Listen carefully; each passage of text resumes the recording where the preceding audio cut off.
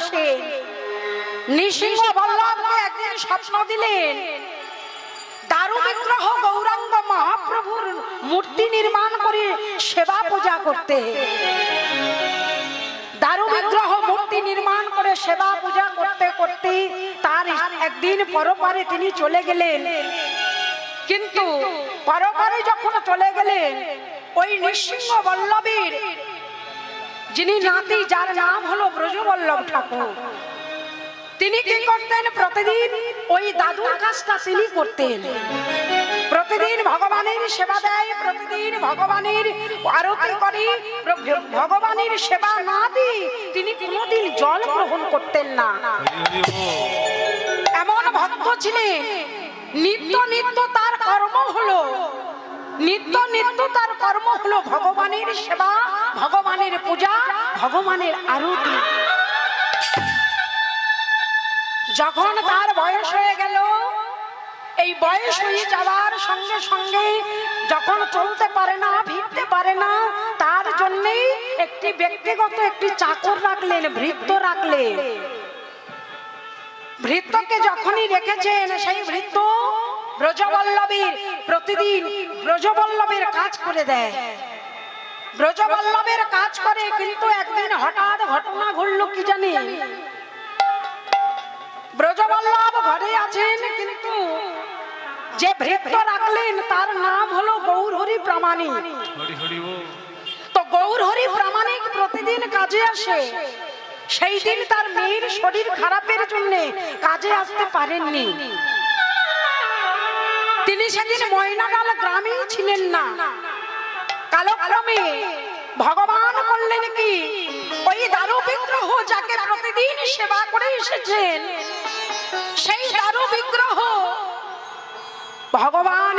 ভগবান আমার কি করলেন, সেই দারু বিগ্রহ থেকে গৌরহরি রূপ ধারণ করে, গৌরহরি প্রামাণিক ভৃত্যের রূপ ধারণ করে ব্রজবল্লভের সমস্ত কাজ করে দেয়। ব্রজবল্লভের সমস্ত কাজ করে দিচ্ছি, কিন্তু ব্রজবল্লভ বুঝতে পারছেন না যে আমার কাছে আসলে কে আছে। এটা কি সেই আমার ভৃত্য, সেই গৌরহরি প্রামাণিক? বুঝতে পারলেন না। কাজ করে দিয়ে যায়। কাজ করার পর তার একটি নিয়ম ছিল, ব্রজবল্লভের প্রতিদিন সেবার পর রাত্রিতে, প্রতিদিন সেবার পর তাম্বুল সেবা করেন, মানে পান। এখন গৌরহরি প্রামাণিক সেজে যে দারু বিগ্রহ কাজ করছেন, তিনি পানটা দিতে ভুলে গেলেন।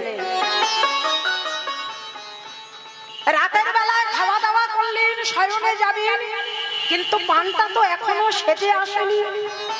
চিৎকার করে ডাক দিলেন, গৌরহরি,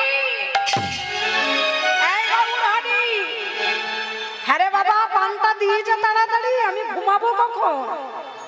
যখনই বললেন পানটা দিয়ে যা, গৌরহরি প্রামাণিকের রূপ ধারণ করে আবার ওই দারু বিগ্রহ থেকে সচল মূর্তি বের হয়ে এসে নিজে হাতে পান সাজলেন, নিজে হাতে পান সাজলেন, নিজে হাতে পান সাজে আমার ব্রজবল্লভ ঠাকুরের বদনে তুলে দিলেন। যখনই ব্রজবল্লভের বদনে তুলে দিয়েছে, শ্রদ্ধেয় ভক্তমণ্ডলী মায়েরা, প্রতিদিন যে পান সাজা, আর আজকে ভগবান নিজেই পান সাজলেন, সেই পান সাজার মধ্যে একটি পার্থক্য আছে। হ্যাঁ গো, আমরা পান সাজি, চুন কম হতে পারে, বেশিও হতে পারে, কি তাই না? আমরা পান সাজি, যে পান সাজা আর ভগবানের পান সাজা, সেটা কি কোনোদিন এক হতে পারে বাবা? পানটা যখনই ব্রজবল্লভের বদনে দিয়েছে, পানটা সেবা করছেন, মনে হয় যেন অমৃত থেকে অমৃতময়। এমন পান তিনি কোনোদিন সেবা করেন না, এমন পান তিনি আগে কোনোদিন পাইনি। মন উচাট, চিৎকার করে ডাকছে গৌরহরি, গৌরহরি। কিন্তু গৌরহরিকে কোথায় পাবে? সে তো পান দিয়ে চলে গেছে, আর ফিরে আসে না। তার ওই পর্যন্ত কাজ সেরে চলে গেল। যখনই কাজ সেরে চলে গেলে মনে মনে ভাবছেন, এই পানটা আমি আগে কোনোদিন খাইনি। প্রভাতে যখন গৌরহরি কাজে আসবে, ওকে আমি আগে কথাটা জিজ্ঞাসা করব যে এই পানটাও পেল কোথায়। এই কথা ভাবতে ভাবতে দেখতে দেখতে প্রভাত হয়ে এলো। প্রভাত হয়ে আসার সঙ্গে সঙ্গে গৌরহরি প্রামাণিক কাজে এলো। কাজ করার আগে চিৎকার করে ডেকে উঠলেন, এই বাবা গৌর, এদিকে আয়, এদিকে আয়। করছুড়ে দাঁড়ালেন ব্রজবল্লভীর কাছে।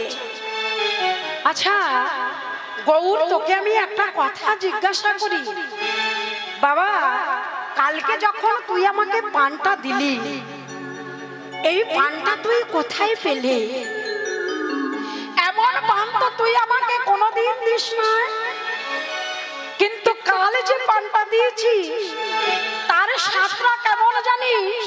আমি যখন মন্দিরে সেবা করতে যেতাম, আমি যখন মন্দিরে আরতি করতে যেতাম, আর সেই মন্দিরের যে সুগন্ধ, সেই সুগন্ধটা এই পানের মধ্যে ছিল। হরি বল, হরি বল।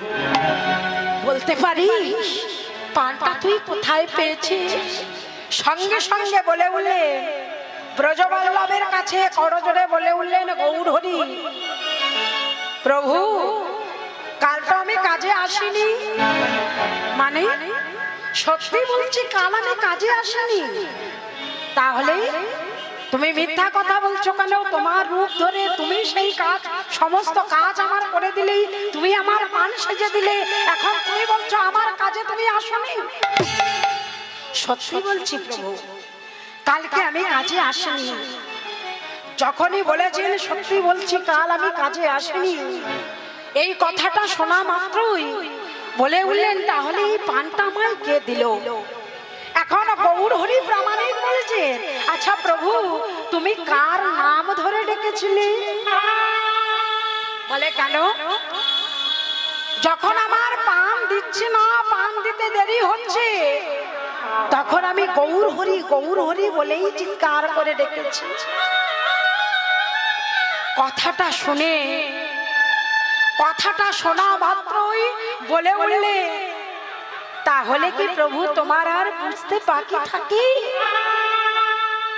তুমি সারা জীবন ধরে তোমার আরাধ্য দেবতাকে তুমি ডেকে এসেছো, তুমি তার নাম ধরে বারবার করে ডেকেছো, তাহলে তুমি কি কিছুই বুঝতে পারছো না? যখনই বলেছে সঙ্গে সঙ্গে ব্রজবল্লভ বলেছেন, গৌরহরি তুই আমাকে আমার হাতটা ধরে মন্দিরে নিয়ে যেতে পারিস?